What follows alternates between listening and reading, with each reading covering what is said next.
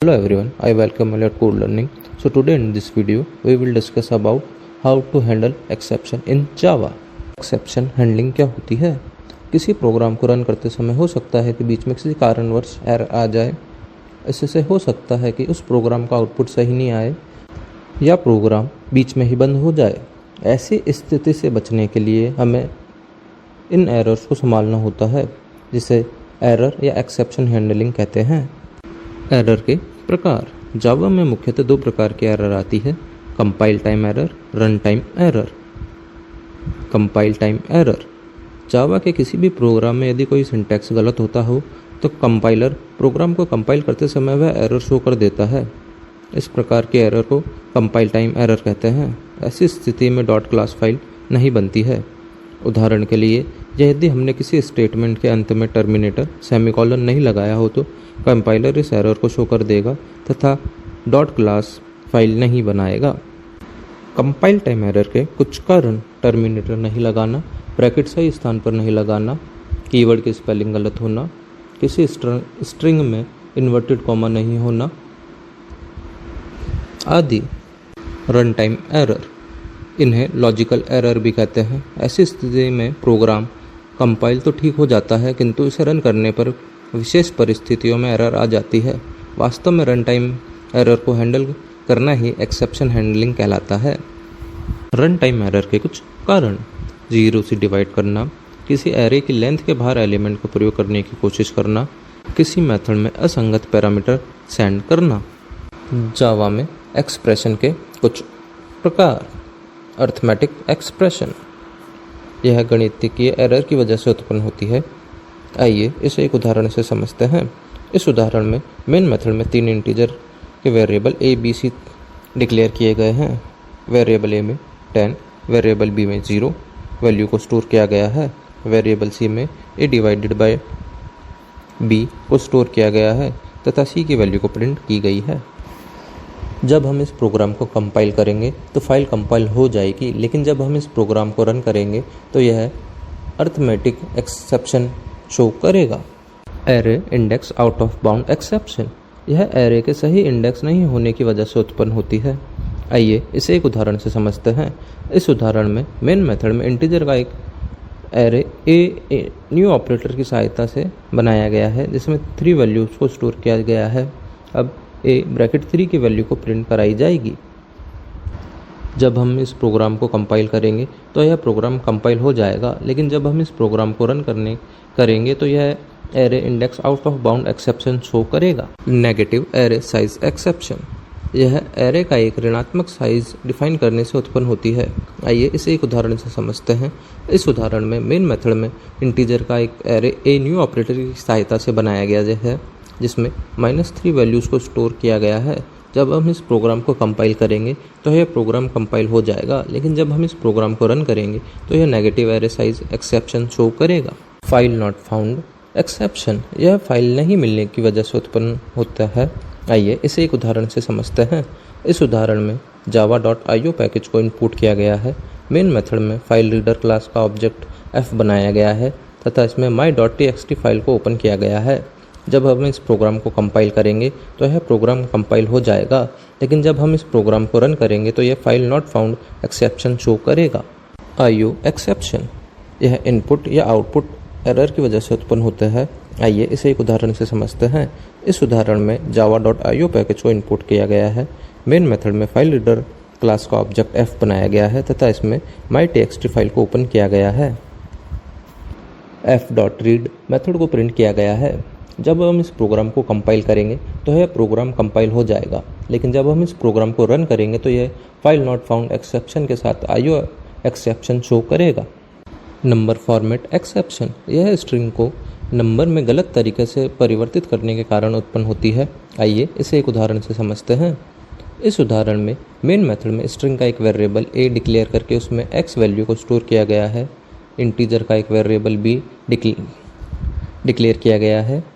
Variable b में integer dot parse int method द्वारा a की वैल्यू को इंटीजर में चेंज किया गया है। वेरिएबल b की वैल्यू को प्रिंट करेंगे। जब हम इस प्रोग्राम को कंपाइल करेंगे तो यह प्रोग्राम कंपाइल हो जाएगा, लेकिन जब हम इस प्रोग्राम को रन करेंगे तो यह नंबर फॉर्मेट एक्सेप्शन शो करेगा। एक्सेप्शन संभालना। एक्सेप्शन को संभालने के लिए ट्राई कैच स्टेटमेंट का प्रयोग किया जाता है। वह कोड जिसमें कि रन टाइम एरर आ सकती है उसे ट्राई ब्लॉक में लिखा जाता है तथा ट्राई ब्लॉक द्वारा थ्रो किए गए एक्सेप्शन को कैच ब्लॉक द्वारा संभाला जाता है। आइए इसे एक उदाहरण से समझते हैं। इस उदाहरण में अर्थमेटिक एक्सेप्शन को हैंडल किया गया है। मेन मेथड में 4 इंटीजर के वेरिएबल a, b, c तथा d को डिक्लेयर किया गया है। वेरिएबल a में 10, वेरिएबल b में 5, वेरिएबल c में 5 वैल्यूज़ को स्टोर किया गया है। ट्राई ब्लॉक में वेरिएबल d में a divided by b minus c की वैल्यू को स्टोर करके d की वैल्यू को प्रिंट किया गया है। कैच ब्लॉक में अर्थमेटिक एक्सेप्शन का ऑब्जेक्ट e बनाया गया है तथा कैच ब्लॉक में डिवीज़न बाय 0 को प्रिंट किया गया है। जब हम इस प्रोग्राम को कंपाइल करेंगे तथा रन करेंगे तो डिवीज़न बाय 0 आउटपुट के रूप में प्राप्त होगा। एक से ज़्यादा कैच स्टेटमेंट। हमारे प्रोग्राम में ऐसा भी संभव है कि एक से अधिक प्रकार के एक्सेप्शन उत्पन्न हो जाए। ऐसी स्थिति में उन्हें संभालने के लिए हम एक से अधिक कैच ब्लॉक का उपयोग कर सकते हैं। आइए इसे एक उदाहरण से समझते हैं। इस उदाहरण में अर्थमेटिक एक्सेप्शन तथा array index out of bound exception को हैंडल किया गया है। मेन मेथड में एक इंटीजर का एरे a बनाया गया है जिसमें 2 वैल्यू 5 तथा 10 को स्टोर किया गया है। इंटीजर के 3 वेरिएबल b, c तथा d को डिक्लेयर किया गया है। वेरिएबल d में 5, वेरिएबल c में 2 वैल्यू को स्टोर किया गया है।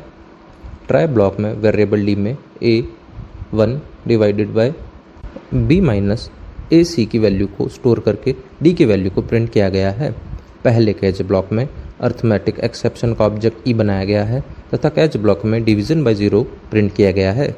दूसरे कैच ब्लॉक में array index out of bound exception का ऑब्जेक्ट e बनाया गया है तथा कैच ब्लॉक में इनवैलिड इंडेक्स को प्रिंट किया गया है। जब हम इस प्रोग्राम को कंपाइल करके रन करेंगे तो इनवैलिड इंडेक्स आउटपुट के रूप में प्राप्त होगा।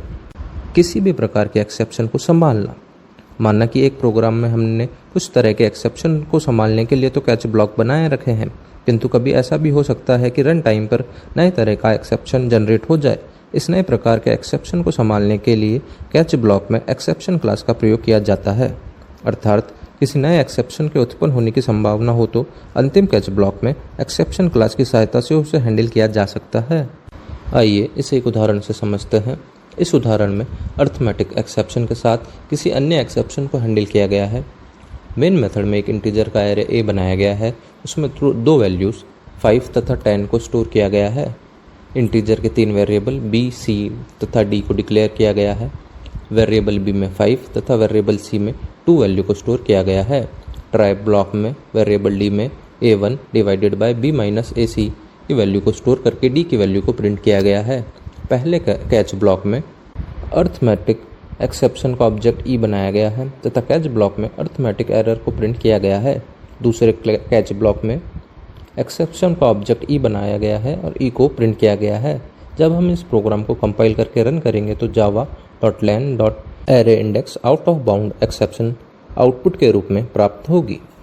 Finally statement. फाइनली ब्लॉक ऐसा ब्लॉक होता है जो किसी एक्सेप्शन के उत्पन्न होने या नहीं होने दोनों ही परिस्थितियों में रन होता है। फाइनली ब्लॉक को सभी कैच ब्लॉक्स के बाद लिखा जाता है। आइए इसे एक उदाहरण से समझते हैं। इस उदाहरण में अर्थमेटिक एक्सेप्शन तथा array index out of bound exception को हैंडल करने के साथ फाइनली ब्लॉक का भी उपयोग किया गया है। मेन मेथड में एक इंटीजर का एरे a बनाया गया है जिसमें 2 वैल्यू 5 तथा 10 को स्टोर किया गया है। इंटीजर के 2 वेरिएबल b तथा c को डिक्लेयर किया गया है। वेरिएबल b में 5 वैल्यू को स्टोर किया गया है। ट्राई ब्लॉक में वेरिएबल c में a1 divided by b minus a0 की वैल्यू को स्टोर करके इस वैल्यू को प्रिंट किया गया है। पहले कैच ब्लॉक में अर्थमेटिक एक्सेप्शन का ऑब्जेक्ट e बनाया गया है तथा डिवीज़न बाय 0 को प्रिंट किया गया है। दूसरे कैच ब्लॉक में array index out of bound exception का ऑब्जेक्ट e बनाया गया है तथा इंडेक्स एरर को प्रिंट किया गया है। फाइनली ब्लॉक को डिक्लेयर करके enter in finally block print किया गया है। जब हम इस प्रोग्राम को कंपाइल करेंगे तथा रन करेंगे तो डिवीज़न बाय 0 तथा enter in finally block output के रूप में प्राप्त होगा। एक्सेप्शन उत्पन्न करना। कई बार ऐसा होता है कि सब कुछ सामान्य होने के कारण जावा कोई एक्सेप्शन उत्पन्न नहीं करता है, किंतु यदि कुछ विशेष परिस्थिति होने पर यूज़र एक्सेप्शन उत्पन्न करना चाहता है तो वह थ्रो कीवर्ड का उपयोग कर सकता है। थ्रो कीवर्ड की सहायता से एक्सेप्शन उत्पन्न कराई जा सकती है। आइए इसे एक उदाहरण से समझते हैं। इस उदाहरण में अर्थमेटिक एक्सेप्शन को थ्रो किया गया है। मेन मेथड में 3 इंटीजर वेरिएबल ए, बी तथा सी को डिक्लेयर किया गया है। वेरिएबल ए में 10 तथा वेरिएबल बी में 5 की वैल्यू को स्टोर किया गया है। ट्राई ब्लॉक में वेरिएबल सी में बी माइनस ए की वैल्यू को स्टोर किया गया है। इफ स्टेटमेंट में condition C less than to 0 दी गई है। यदि कंडीशन ट्रू होगी तो थ्रो कीवर्ड की सहायता से अर्थमेटिक एक्सेप्शन में नेगेटिव वैल्यू को शो करके एक्सेप्शन उत्पन्न की गई है। वेरिएबल सी की वैल्यू को प्रिंट किया गया है। कैच ब्लॉक में अर्थमेटिक एक्सेप्शन का ऑब्जेक्ट ई बनाकर इसे प्रिंट किया गया है।